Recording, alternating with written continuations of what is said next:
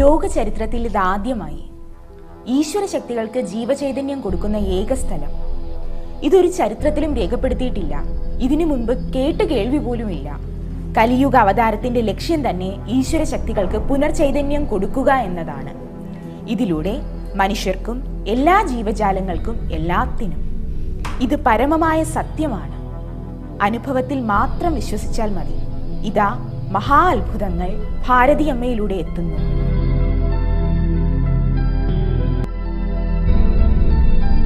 ജാതിമത ഭേദങ്ങൾ ഒന്നും തന്നെയില്ല. ആർക്കാണോ ഈ മഹാഭാഗ്യം ഏറ്റുവാങ്ങാൻ വിധിയുള്ളവർ അവർ വരട്ടെ. അനുഭവത്തിലൂടെ അവനവന്റെ മനസ്സിലെ കറകൾ ഇല്ലാതാക്കി ഭഗവാനിൽ അർപ്പിച്ച് ഈ മഹാഭാഗ്യം ഏറ്റുവാങ്ങുക. ഈ സത്യം അനുഭവിച്ചറിയുക.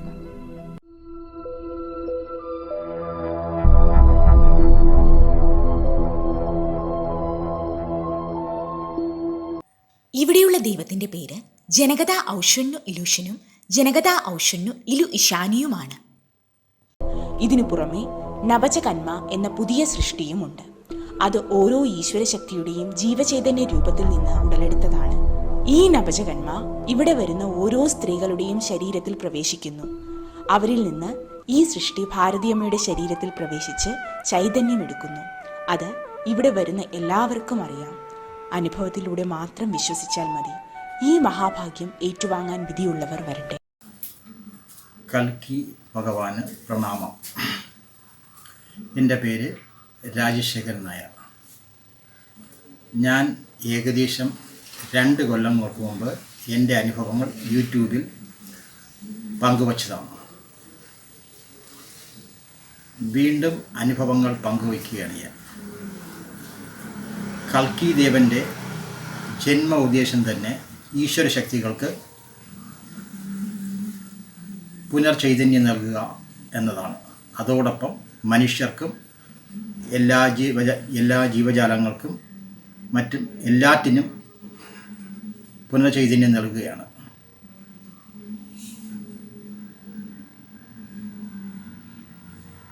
മനുഷ്യരുടെ എല്ലാ ബുദ്ധിമുട്ടുകളും മരുന്നുകളില്ലാതെ ദൈവത്തിൻ്റെ പവറിലും മന്ത്രത്തിലും മാറ്റുകയാണ് ഇവിടെ ചെയ്യുന്നത്. ഇവിടെ നടക്കുന്ന എല്ലാ കാര്യങ്ങളും പൂർണ്ണമായിട്ടും സത്യമാണ്. അത് ഞങ്ങൾ ലഘുലേഖ വഴി ഭാരതം മുഴുവനും അറിയിച്ചിട്ടുള്ളതാണ്. സത്യം മനസ്സിലാക്കി വരാൻ ജനങ്ങൾക്ക് ഒരുപാട് സമയമെടുക്കേണ്ടി വരും. എന്നായാലും ഈ സത്യങ്ങൾ മനസ്സിലായേ തീരുള്ളൂ.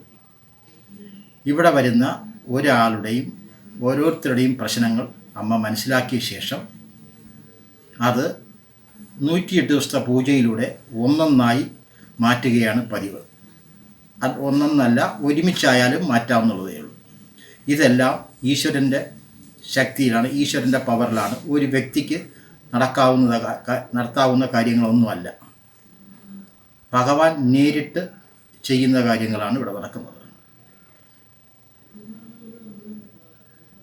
ഭഗവാനിലുള്ള അർപ്പണ മനോഭാവവും അനുസരണയുമാണ് ഇവിടെ വേണ്ടത്.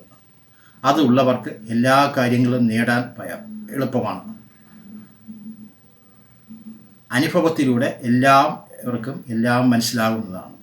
പിന്നെ എല്ലാം മനസ്സിലായാലും മനസ്സിലായില്ല എന്ന് നടിക്കുന്ന ആൾക്കാരുമുണ്ട്. എല്ലാത്തിലും 2 പക്ഷക്കാരുണ്ടല്ലോ, ഈശ്വരവാദികൾ, ഈശ്വരവിശ്വാസികളും നിരീശ്വര വിശ്വാസികളും. അവർക്ക് ഇതൊന്നും ബോധ്യപ്പെടില്ല. എല്ലാ അസുഖങ്ങളും മാറ്റുന്നത് 102 ദിവസത്തെ പൂജയിലൂടെയാണ്. പൂജയ്ക്ക് പുഷ്പങ്ങളോ മറ്റോ ഉപയോഗിക്കാറില്ല. എല്ലാം മന്ത്രത്തിലൂടെയും ഈശ്വര ചൈതന്യത്തിലൂടെയുമാണ്.